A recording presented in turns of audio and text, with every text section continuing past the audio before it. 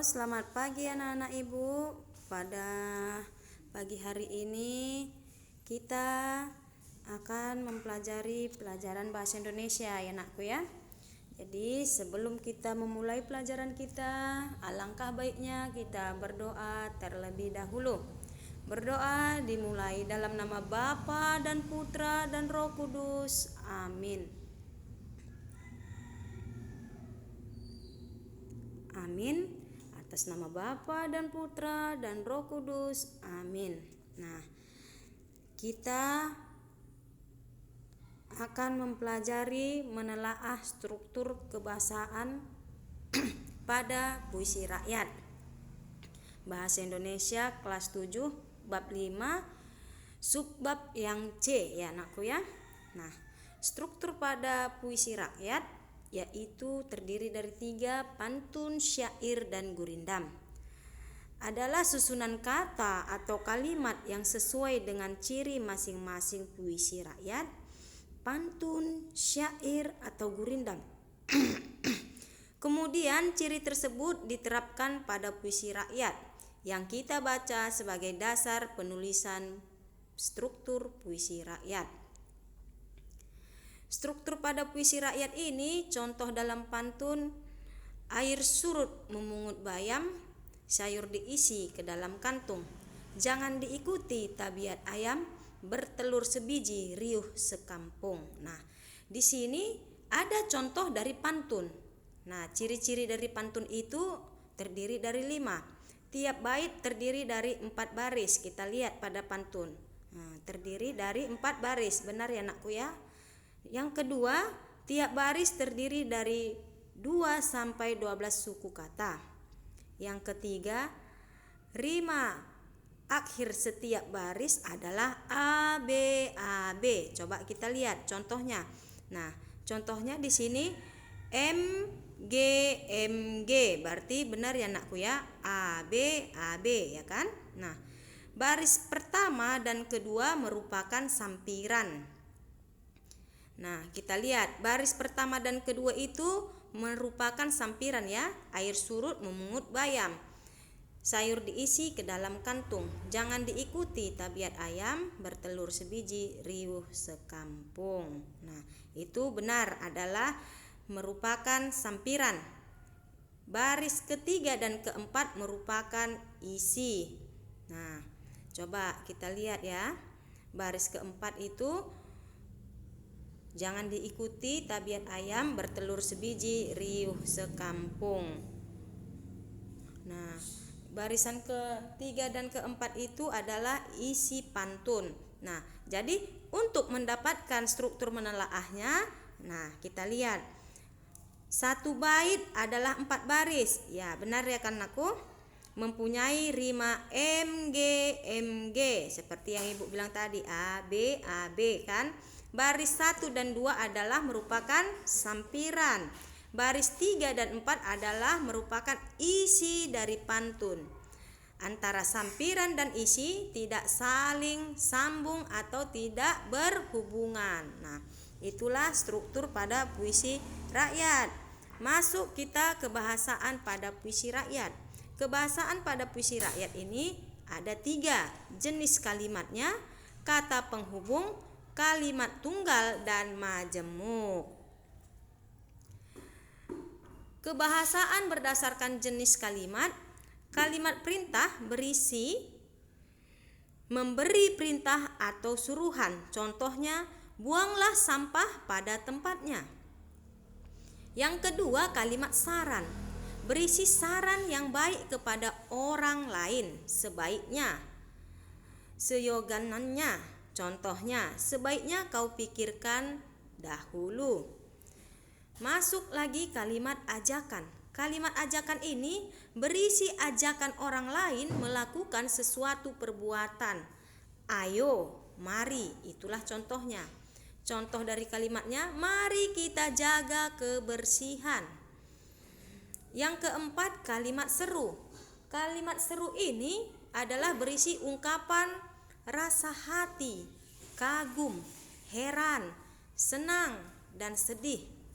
Atau alangkah, betapa, bukan main. Contohnya ialah alangkah indahnya alam Indonesia atau alangkah indahnya alam semesta. Itulah kalimat seru. Masuk lagi dia adalah kalimat larangan. Kalimat larangan ini berisi larangan pada orang lain melakukan kegiatan. Nah, kalau larangan kita harus hindari atau jangan, ya kan aku.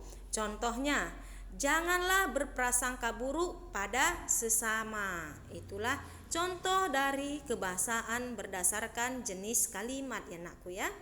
Nah, masuk kita ke bahasaan kalimat tunggal dan majemuk. Nah, di sini kalimat majemuk itu hubungan penyebab, ditandai dengan sebab, karena, oleh karena.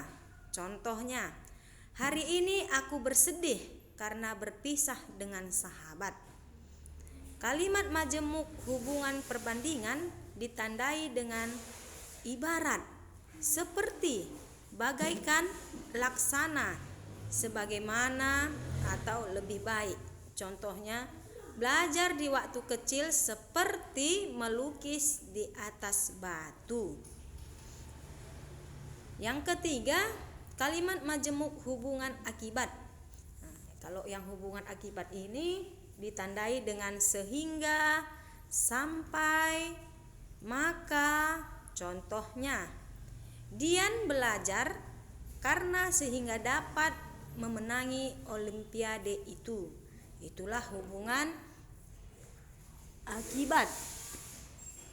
Masuk lagi yang terakhir adalah majemuk hubungan cara. Nah, kalau majemuk hubungan cara ini contohnya, dengan cara menjual koran dia mendapatkan uang untuk hidup. Dengan berpikir cermat, generasi muda menghadapi asa. Itulah kalimat tunggal majemuk. Masuk lagi kalimat tunggal dan majemuk. Yang di sini kalimat tunggal adalah kalimat yang memiliki satu subjek dan satu predikat. Contohnya, pagi-pagi saya sarapan. Nah, ini adalah subjeknya pagi-pagi, predikatnya sarapan. Kalimat majemuk adalah kalimat yang memiliki lebih dari satu subjek dan satu predikat yang terjadi penggabungan dua kalimat dasar atau lebih. Kalimat majemuk hubungan syarat ditandai dengan jika, seandainya, asalkan, apabila, andaikan. Contohnya, jika hidup bermalas-malas, masa depan tak tentu arah. Ya kan anakku, makanya kalian jangan bermalas-malas ya anakku ya. Yang keempat, hubungan majemuk tujuan. Majemuk hubungan tujuan ini ditandai dengan agar, supaya, biar. Contohnya, agar hidup tercapai tujuan, hendaklah pemuda rajin belajar. Ini adalah contoh majemuk hubungan tujuan ya nak. Masuk lagi majemuk hubungan konsensif, ditandai dengan walaupun, meskipun, biarpun, kendatipun, sungguh pun. Contohnya, walaupun belajar banyak godaan, tetaplah teguh mencapai harapan. Itulah hubungan konsep ya. Masuk lagi kebahasaan kalimat tunggal majemuk hubungan penyebab, ditandai dengan sebab, karena, oleh karena. Contohnya, hari ini aku bersedih karena berpisah dengan sahabat. Kalimat majemuk perbandingan ditandai dengan ibarat, seperti, bagaikan, laksana, sehingga, lebih baik. Jadi contohnya ini belajar di waktu kecil seperti melukis di atas batu ya anakku ya. Nah, inilah contoh perbandingan, dan begitu juga hubungan akibat, nah, dan hubungan cara. Oke anak-anak ibu, pada pagi hari ini inilah pembelajaran kita tentang menelaah struktur kebahasaan pada puisi rakyat ya anakku ya. Nah, buat anak-anak ibu, kalian cermati semua apa yang telah ibu katakan dan kalian pelajari dan ditulis ya anakku ya. Oke, sekian dari pembelajaran ibu. Salam dari Ibu DS. Terima kasih.